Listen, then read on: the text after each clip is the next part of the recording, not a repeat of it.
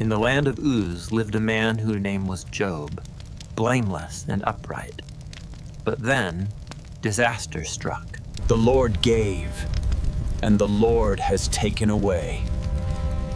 Blessed be the name of the Lord. Imagine, dearest heart, if one quiet day, without a sound, everything you held dear was softly taken. Your little ones, far beyond reach. Your sweet home, now a memory. Your gentle wealth, gone like whispers. Your body, feeling so frail. And what if the very ones meant to hold you close instead? Whispered blame. What if God felt quiet? Would your tender heart still trust? Long, long ago, in a faraway land, lived a dear man named Job.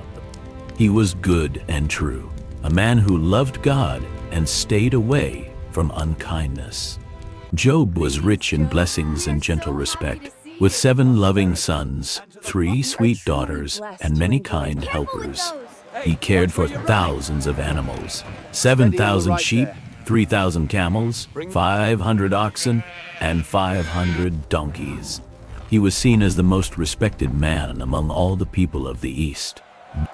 One day, when the angels gathered before God, a challenging spirit named Satan also came. "Where have you been, my dear one?" asked the Lord. Satan answered, Just wondering all about the earth. Back and forth, you see." God then softly asked, "Have you noticed my dear servant Job? There's no one quite like him, so good and true, holding God in his heart and staying far from unkindness." Satan replied, Does Job love God for no reason? You've wrapped him in blessings like a warm blanket.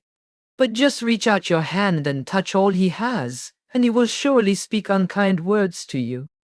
God gently said, "Very well, all he owns is in your power. But do not touch the man himself." Then, one quiet day, as Job sat at home, messengers began to arrive, one after another, each bringing news more difficult than the last. The first messenger ran in. "The oxmen were working and the donkeys grazed nearby when rough men came, taking them all. They hurt the kind helpers." Before he could finish, a second one rushed through the door with even more sorrowful news. "A fire from the sky fell, dear master, and burned all the sheep and the helpers." Help us, we must flee the fire. Rough men, the Chaldeans, came in 3 groups, sweeping down to take your camels. They hurt the kind helpers. While the third still spoke, a fourth rushed in, his heart aching with sorrow.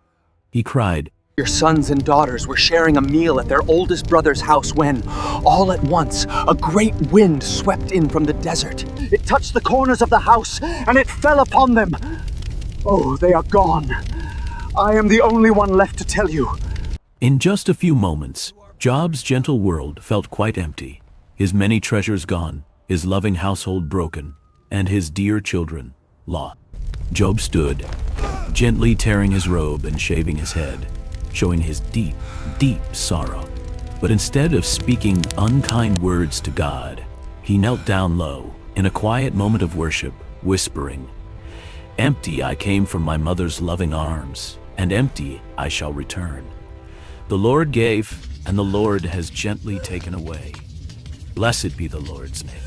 Through all this, Job did not ever speak any unkindness about God. Sometime later, that challenging spirit, Satan, came before God again. Just as before, God began, "Where have you been, my dear one?" And Satan answered in the same way, "Oh, just wandering all about the earth, back and forth, you see." Then the Lord said, "Have you thought of my dear servant Job? There is no one on earth like him, so good and true, holding God in his heart and staying far from unkindness. He still holds on to his goodness, even though you gently urged me to let him suffer, for no clear reason.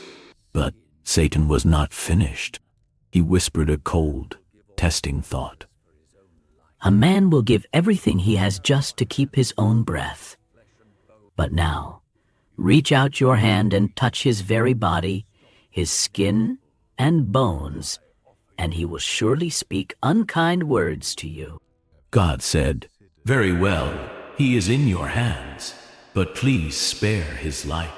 And so, Satan left God's gentle presence. And so, Satan touched Job with a deep, deep sorrow he had never known. Painful sores, like little inflamed flowers, broke out all over his body, from the top of his head to the tips of his toes. Every part of Job's tender skin felt a great ache. His skin became bumpy and broken, and little bits of weeping came from his open places. He could hardly stir without pain. With his children gone, his treasures lost, and now his body feeling so frail, Job looked changed, oh so much. He wandered to the quiet edge of the city, where old ashes lay. There he sat, feeling so alone. He found a broken piece of pottery and, with gentle, trembling hands, he softly scraped his sores, just hoping for a tiny bit of peace. His wife, the only one left by his side, looked at him with eyes deep with sorrow. She whispered, "Are you still holding on to your goodness? Oh, just speak ill of God and find your rest." But Job turned to her, not with anger, but with art, full of gentle sorrow and calm faith. "You speak like one who doesn't understand, dear one," he said. "Shall we only welcome the good from God's hand, and not also the difficult time?" And through all this, Job never spoke any unkindness with his lips. When his three dear friends, Eliphaz the Temanite, Bildad the Shuhite, and Zophar the Naamathite, heard of the deep sorrow that had touched him, they left their own homes and came with one sweet thought: to sit with him in his sadness and offer comfort. If you're enjoying this story, please consider liking and subscribing to our channel for more content like this. They had always known Job as a man of quiet strength and wisdom, loved and blessed and good. But when they came closer and saw him from afar, their hearts were touched with great sadness. They did not know the man sitting in the ashes, covered in his sores, gently scraping himself with pottery. They cried out softly and wept aloud, each gently tearing his robe and sprinkling dust on his head toward the sky. It was a sweet sign of deep, deep sorrow, showing they shared in Job's pain. And then they did such a gentle, loving thing. They sat with him on the ground for 7 days and 7 nights. No one spoke a single word to him, just quiet togetherness, for they saw that his sorrow was very, very great. Then Job softly opened his mouth, and he wished the day he was born had never come. "Let the day be gone when I came into being," he whispered, "and the night that spoke of a new life." To Job, even the moment he first breathed felt like a wrong turning, a little door that should have stayed closed. He imagined a world where he was never, ever born, where sadness never had a chance to find him. "Why did I not gently fade away at birth, or leave this world as I came from my mother's arms?" He sighed.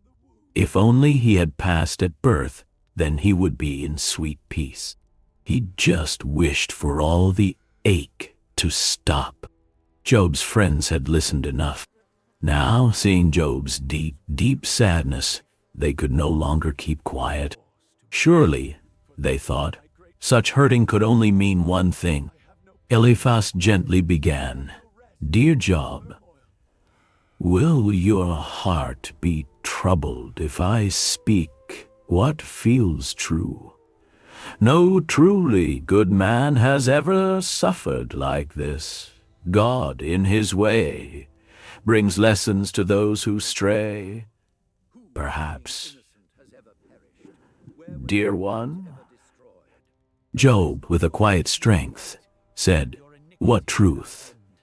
You turn my pain into a story against me. I know my own heart, and God knows it too, even if he presses me down for no clear reason." Bildad softly spoke. "How long will you speak such things? Your little ones, perhaps they strayed. God is so fair. If you were truly good, he would surely help you." Job, with a sigh, said, "You speak ill of those who are gone. You do not understand my heart. If God would only speak, I would tell him my sadness, but he feels far away while I hurt." Zophar continued, "Please, do not mislead your own heart.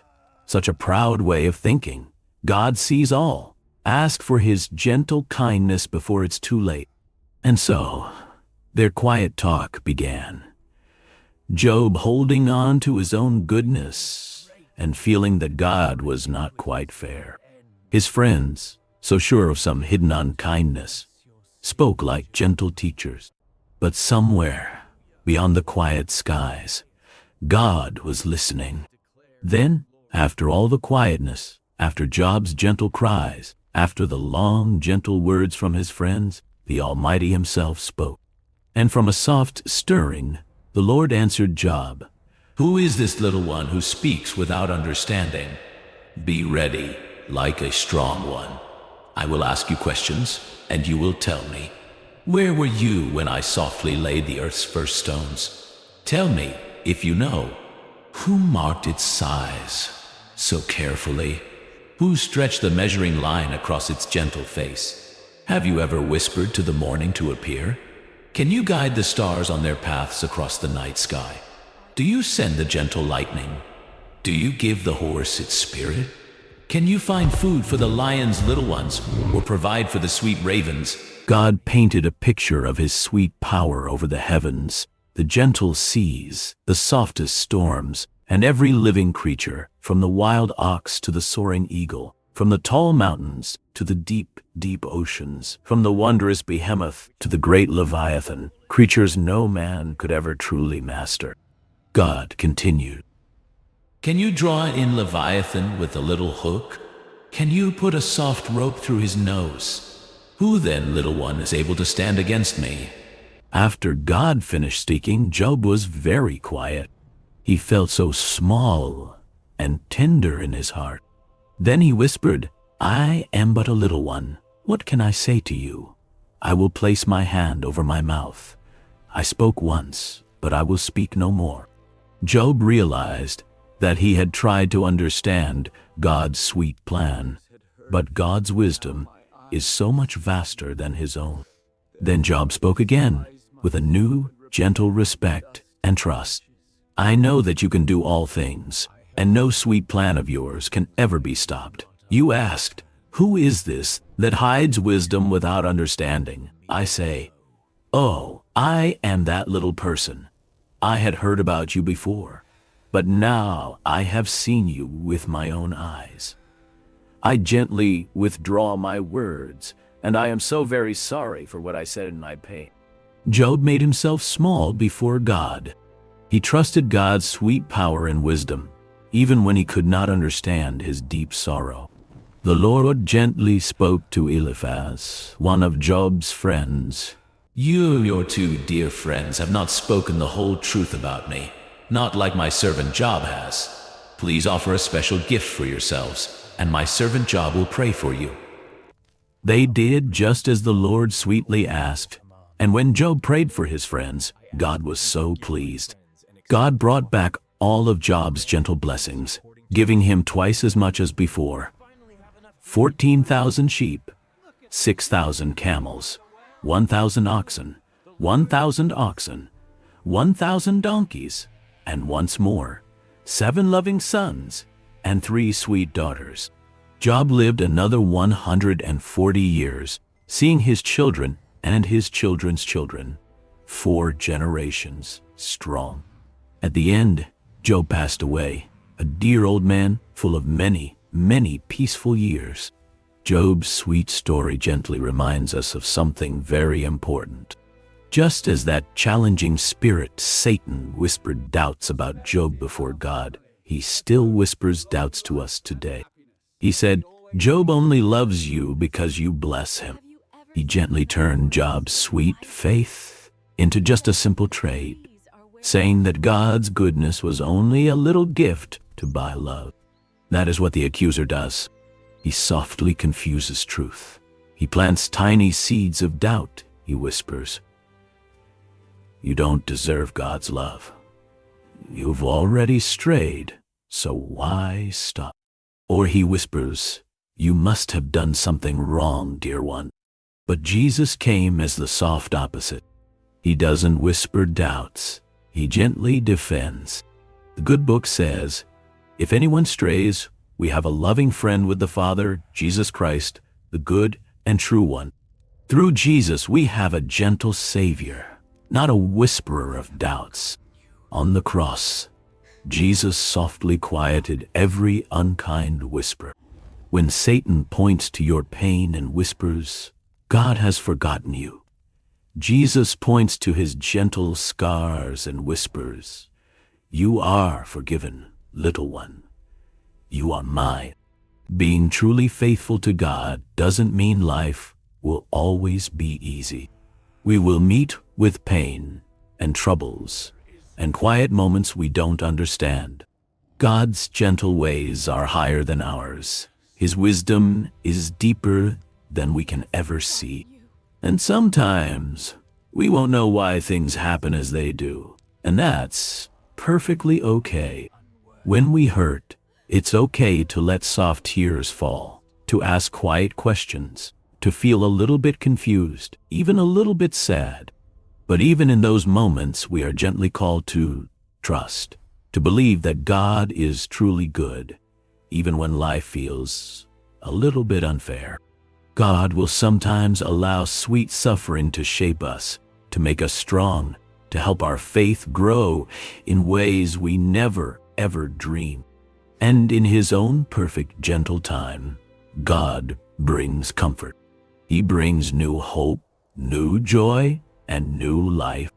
May Job's sweet journey gently remind you, you are never alone, and God's love is so much greater than any little storm you face.